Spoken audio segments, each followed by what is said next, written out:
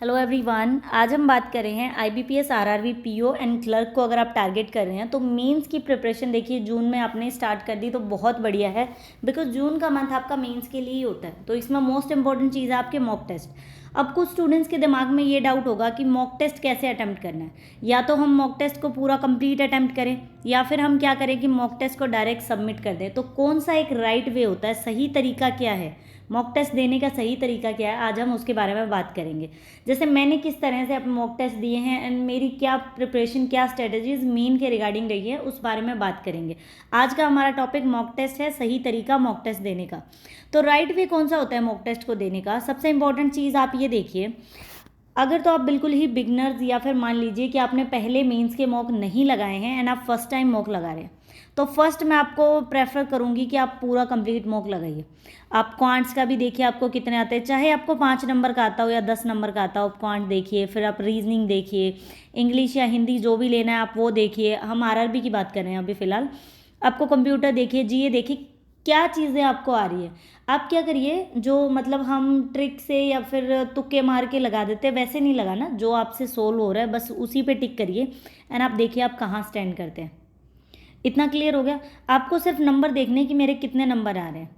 Most important चीज़, आप ये मत सोचिए कि आपने 20 क्वेश्चन अटैम्प्ट किया है ना, आपकी परसेंटाइल 90 से अबव आ गई तो आपको लगा कि मेंस में बढ़िया स्कोर हो रहा है। नहीं, क्योंकि कुछ स्टूडेंट्स का ये होता है वो टेस्ट नहीं देते, वो डायरेक्ट सबमिट कर देते हैं। तो आपने अगर टाइम लगाया तो आपकी परसेंटाइज ऑब्वियसली बढ़ जाएगी, तो वो टाइम बचाने के लिए मॉक टेस्ट कंप्लीट नहीं देते हैं।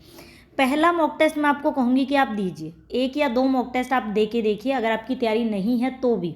उसके बाद आप मॉक टेस्ट वेस्ट मत करिए, आपको नहीं करना है कंप्लीट मॉक टेस्ट को सोल्व। क्यों नहीं करना? मान लीजिए कि आपकी तैयारी नहीं है और आपने 2 घंटे मॉक टेस्ट देने में लगाए, उसके बाद आप थक गए, आप रेस्ट करें 1-1.5 घंटा, देन फिर आपको उसका एनालिसिस भी करना है। 2 घंटे के मॉक टेस्ट के एनालिसिस में आपको 3 घंटे लग गए मान लीजिए, तो आपने 5 घंटे वो वेस्ट कर दिए, 2 घंटे बीच में रेस्ट करके वेस्ट कर दिए, देन फिर आप थक गए, आपको ऐसा लगा कि बहुत कुछ पढ़ लिया, तो दिन में एक ही मॉक टेस्ट हो पाया एंड आपका सारा टाइम चला गया सिर्फ एक मॉक टेस्ट में। कई बार तो कुछ स्टूडेंट से वो कंप्लीट एनालिसिस भी नहीं होता। इसकी बजाय आप क्या करिए, मैं आपको बोलती हूँ कि आपने करना है मॉक टेस्ट को आप डायरेक्ट कर दीजिए सबमिट।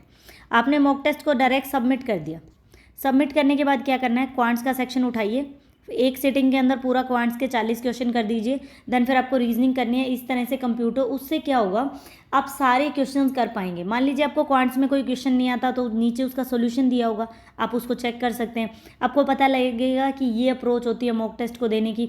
उसके बाद आपने सेकंड कोई डीआई देखी, आप अटक रहे हैं, आपको नहीं समझ आ रही तो आप सोल्यूशन देख सकते हैं। उससे क्या होगा कि आपको धीरे धीरे आप में कॉन्फिडेंस बिल्ड होगा एंड आपको चीज़ें क्लियर होनी शुरू हो जाएंगी कि मेंस में किस टाइप की चीज़ें आती हैं। इस तरह से आपको कम से कम 15 मॉक टेस्ट सबमिट करके देने। अगर आपके पास नहीं है तो आप परचेज कर लीजिए, बिकॉज 2-3 टेस्ट सीरीज आपके पास होनी ही चाहिए अगर आप प्रिपरेशन करें। ये नहीं है कि आपने सिर्फ 2 मॉक टेस्ट अटैम्प्ट किए और आप मेंस को टारगेट कर रहे हैं, आप मेंस देने चले गए।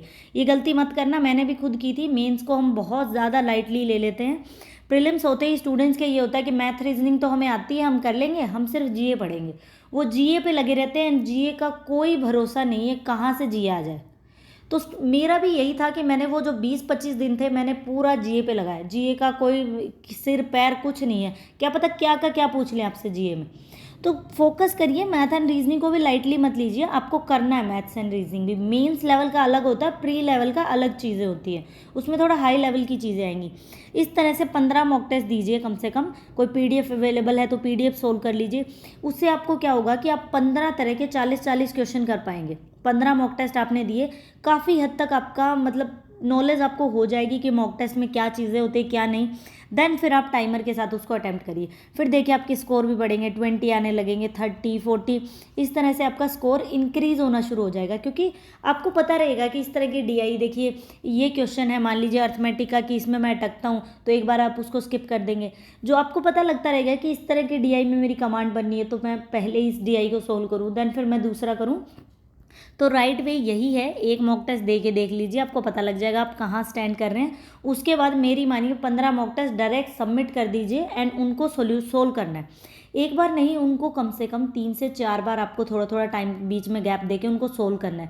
देन फिर मॉक लगाइए। अगर मान लीजिए आप आरआरबी पीओ को टारगेट कर रहे हैं एंड आप 30-40 मॉक टेस्ट आप अगर मेंस लेवल के लगा लेते हैं, तो आपके, मैं बता रही हूँ, आपका मेंस में सिलेक्शन ना हो ऐसा हो ही नहीं सकता। अगर आपने सिर्फ क्वांट के भी 30 मॉक टेस्ट, 30 से 40 मॉक टेस्ट मेंस लेवल के लगा लिए ना, आप बहुत बढ़िया स्कोर क्वांट्स के अंदर करके आएंगे एंड आपको बिल्कुल भी घबराहट नहीं होगी। आप जल्दी से, आपको ये रहेगा कि मुझे क्वांट करना है। तो ऐसा नहीं है 1-2 मॉक टेस्ट करने से कुछ नहीं होगा। तो सही तरीका मेरे अकॉर्डिंग तो ये है, मैंने ये तरीका फॉलो किया था। आप अपने अकॉर्डिंग जो आपको बेस्ट लगे आप कर सकते हैं, बट इसको फॉलो करके देखिए, आपको बहुत ज़्यादा हेल्प रहेगी। और कुछ स्टूडेंट्स का ये होता है कि उनसे नहीं सोल्व हो रहे, उनको ये है कि अगर हम सबमिट भी कर देते हैं तो भी हमें चीज़ें नहीं समझ में आ रही, हम क्या करें। मेन डाउट कुछ स्टूडेंट्स के दिमाग में है कि नहीं हो रहा हमसे, अकेले से हम नहीं सॉल्व कर पा रहे, तो हम क्या करें। मैं सोच रही हूँ आपका रिस्पॉन्स अगर अच्छा है तो मैं मेंस के आपको 30 मॉक टेस्ट करवा सकती हूँ। प्रीवियस ईयर के भी कर सकते हैं हम, 3-4 साल के पीछे के भी देख सकते हैं कि मेंस में किस टाइप के क्वेश्चन आते हैं। 40 क्वेश्चंस की डेली मैं वीडियो आपको करवा सकती हूँ, लेकिन मेहनत बहुत ज़्यादा लगेगी। सबसे पहले पीडीएफ सर्च करो, देन फिर उसकी पीपीटी बनाओ, फिर उसको सोल्व करो, देन फिर आपको करवाओ, फिर उसमें एडिटिंग करो। तो मेरा इतना ज़्यादा टाइम वेस्ट हो जाता है, इतना टाइम मेरे पास है ही नहीं वेस्ट करने के लिए।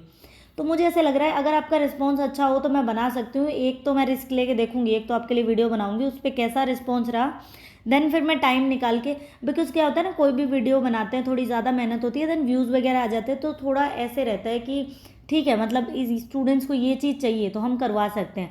अब सिर्फ एक स्टूडेंट को चाहिए, उसके लिए मैं 4 घंटे अपने वेस्ट कर रही हूँ। मान लीजिए कि उसका तो एक का तो बेनिफिट हो जाएगा, बट मेरे लिए ये वर्थ नहीं है, बिकॉज मुझे अपनी ये है कि मैं मेरी भी प्रिपरेशन करूँ, मेरा और भी मुझे टाइम देना होता है बाकी चीज़ों के लिए भी, तो बहुत थोड़ा मुश्किल हो जाता है मेरे लिए। बट मैं ट्राई करूँगी, अगर आपका रिस्पॉन्स अच्छा रहा तो मैं आपको 30 मॉक टेस्ट मीन्स लेवल के करवा दूँगी। फिर आपको कहीं से कुछ सबमिट करने की ज़रूरत नहीं है, उन 30 को आप 4-5 बार कर लीजिए। फिर खुद से अगर आप 5-6 मॉक टेस्ट भी लगा लेंगे ना, देन भी आपका सिलेक्शन हो जाएगा। यहीं पे वीडियो को कंप्लीट करता है। Thank you for watching the video, और आई होप कि आपके सारे डाउट्स क्लियर हो गए होंगे इसके रिगार्डिंग। Thank you.